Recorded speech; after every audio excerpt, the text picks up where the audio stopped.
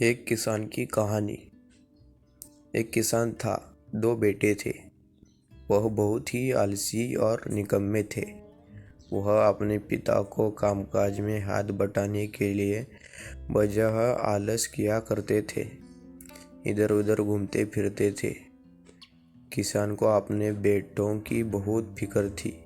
वह सोचते कि मेरे मरने के बाद इनका क्या होगा, यह अपना पेट कैसे भरेंगे, अपने परिवार को कैसे संभाल पाएंगे। एक दिन की हालत बहुत ही गंभीर थी। कहने का मतलब किसान मरने की हालत में था। तभी किसान ने अपने दोनों बेटों को बुलाया। उसने कहा कि हमारे खेत में एक खजाना गड़ा हुआ है, लेकिन वह किसी जगह है, उसकी जानकारी मुझे भी नहीं है। लेकिन खोदने के बाद तुम्हें वो खजाना मिल जाएगा। इतना कहकर किसान भगवान को प्यारे हो गए।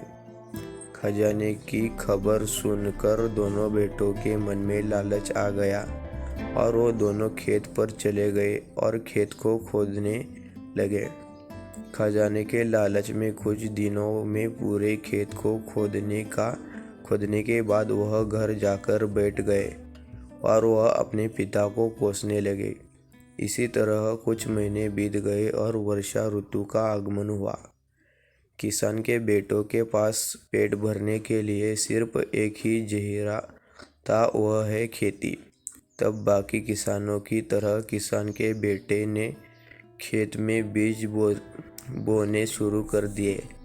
वर्षा का पानी पाकर वह बीज अंकुरित हुए और देखते ही देखते खेत लहराने लगे। ऐसे लग रहा था कि हवा के झोंके से लहरा रहा है। यह देखकर किसान के बेटे बहुत खुश हो गए।